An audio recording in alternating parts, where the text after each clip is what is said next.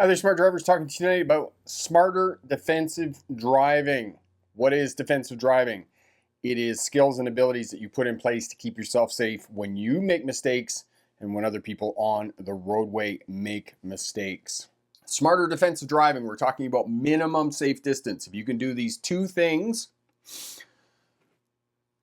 following distance of 3 to 4 seconds and stopping in traffic one vehicle length back from the vehicle in front of you, you are going to significantly increase your chances of not being in a crash. So minimum safe distance, you want to stay away from other vehicles, other road users on the roadway. 3 feet, 1 meter from pedestrians and cyclists. Minimum safe distance. Space buys you time, time buys you options, options prevent crashes. What is defensive driving? As I said in the introduction, driving in a manner that allows you to make allowances and compensate for the errors of both others and for yourself, because we get tired, we make mistakes. As I said, I've been keeping track of when I'm signaling. I'm not signaling every time that I change directions of the vehicle. Sometimes I miss it, sometimes I get lazy, or just apathy, right? It doesn't happen, but I'm trying, and we're working to be better. We're working to be 1% better every day. Okay, creating conditions where you can control what happens to you most of the time in your driving environment. You're not going to control everything, but if you have that space in front of your vehicle, as it says there at the bottom, space buys you time, time buys you options, and options prevent crashes. This is the defensive driving model that I've called. One of the early work in progress titles was Scope 3. Now I just call it the Smarter Defensive Driving Model. The problem is social driving. Driving is a social activity, and everybody else follows too close. They speed. They don't come to a stop at stop sign intersections. They do goofy things. This is what you're up against when you're driving. The tools of defensive driving are space management, speed management, communication, and observation. 3 to 4 second following distance, stopping in traffic, one vehicle length back from the vehicle in front of you. Your landmark for that is being able to see the tires of the vehicle in front making clear contact with the roadway. Space management, speed management, understanding speed, understanding the average speeds of different road user groups. You're in the city, you're traveling at 30 miles an hour, 50 kilometers an hour. Pedestrians travel at 6 miles an hour, 9 kilometers an hour. So there is a huge speed differential between your vehicle and a pedestrian or a cyclist who's traveling at 18 to 20 miles an hour at 24 to 28 kilometers per hour. Okay, so huge, big speed differential, and understand that the space between your vehicle and this other road user group, how that is going to change owing to the speed differentials. Communication, communicate effectively. Signal every time you change direction of the vehicle, position of the vehicle on the roadway, lights, eye contact, hand gestures, and the horn. All of these communicate intent. And then observation, shoulder checking, forward scanning pattern, 360-degree awareness around your vehicle, and looking behind you. All of these are the tools that will keep you safe when you're driving. Space management, minimum safe distance between your vehicle and other vehicles on the roadway. And we call it minimum safe distance. Many people understand what a space cushion is.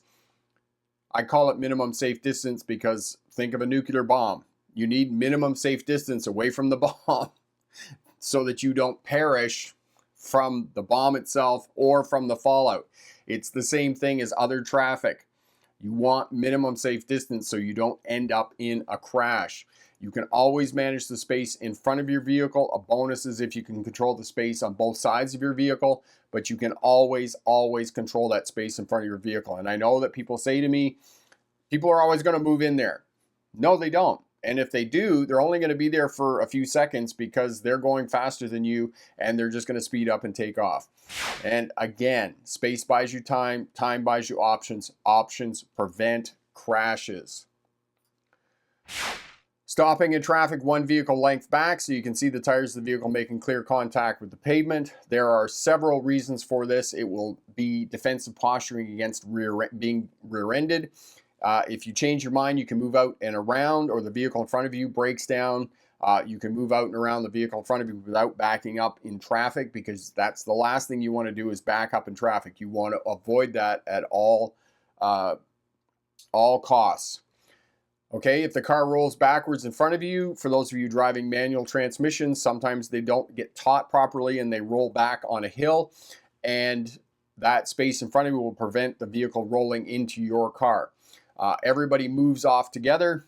In an ideal world in which I live, if everybody stayed back one vehicle length, the pack of cars at the traffic light could move off as one group. But because everybody's too close together, first car's got to go, the second car, third car, fourth car, fifth car, sixth car, seventh car, all the way up to the 100th car, okay? So, but I strive for my ideals, as I said before. We're striving for our ideals. We're trying to be better. This is a little bit harder in cities, driving in clusters and staying out of the clusters, but you can control the space in front of your vehicle. Stay out of the clusters. And there are people who are of the misconception that driving with space in front of your vehicle contributes to congestion and slows everybody else down. This is not what I'm talking about. Let me clarify. I am a speeder, okay? I speed. I keep up with traffic flow. I want to get to where I'm going, but I never give up that space in front of me, and I am not holding other people up. If I'm out on the highway and it's multi-lane and somebody wants to go past me, I move over to the other lane. We don't want left lane squatters. We don't want people camping in that left lane. It's not what I'm talking about. I'm just talking about one of the simple rules of driving is never give that space up in front of your vehicle. Keep that space. Keep yourself safe. Okay, manage space in front, and speed management will allow you to control space, all right? Always have that buffer of space between you and other road users on the roadway. And if it's a cyclist or a pedestrian, minimum 3 feet, 1 meter between your vehicle and theirs. Okay, who's driving? If you are following too close, you're giving up your control of your vehicle, because now, instead of responding to what's happening in traffic, you're now hoping that you're going to react in time, because you don't have time to react, right? You're hoping on a wing and a prayer that you're not going to you're going to get your vehicle stopped and you're not going to rear end the vehicle in front of you. And the reason that we know that space management is the biggest problem in our driving environment is because rear end crashes are the #1 reported crash in North America, even more so than windshield damage. That indicates that people are following too close, okay? And we want to move from being retaliatory and reactionary when we're driving to being predictable and proactive. We're controlling space around our vehicle so that we can create driving conditions that will keep us safe when other people make mistakes and when we make mistakes. Predict traffic patterns. You want to be looking as far down the road as you can see when you're driving in a forward motion, looking for turning lanes, looking for rubberneckers and out of ordinary. And this morning I was going down the highway and there was a police officer in the group of cars. And I was like, yeah, that's what's holding all of this up, is the police officer in the pack of cars. Okay, know the characteristics of other vehicles and other road users. Semi-trucks going up hills are going to slow down. Motorcycles are going to go faster. Know the different types of vehicles that are going to be out on the roadway at different times of the year. In the summertime, it's going to be motorcycles, RVs, pickup trucks pulling camper trailers, boats, those types of things. And in the wintertime, it's going to be snowmobiles, okay? So seasons play a key in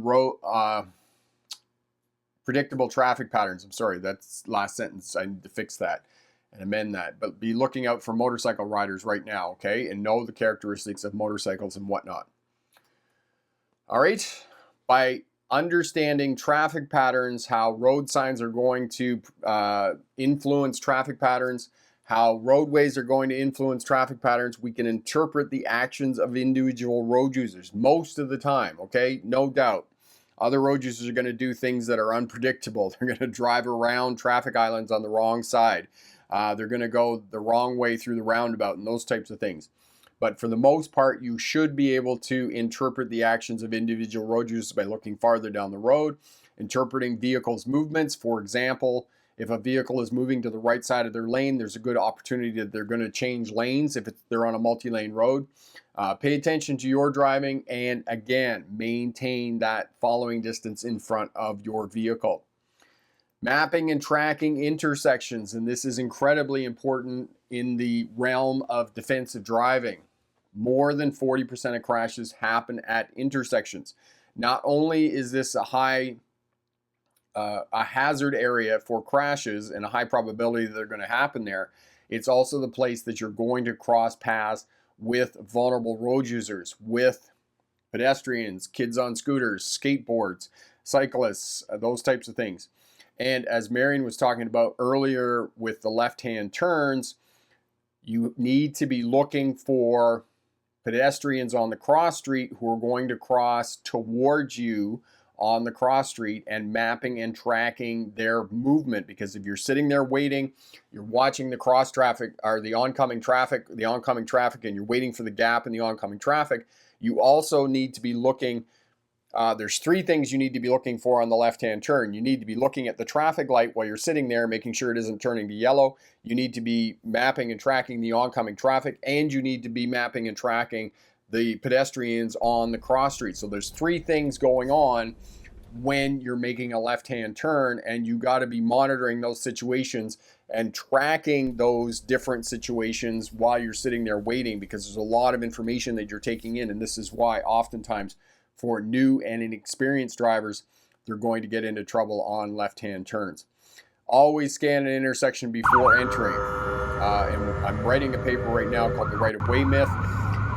And I say to you, and I mean, we can have more of a conversation about this afterwards. Somebody goes into an intersection, the other person ran a red light.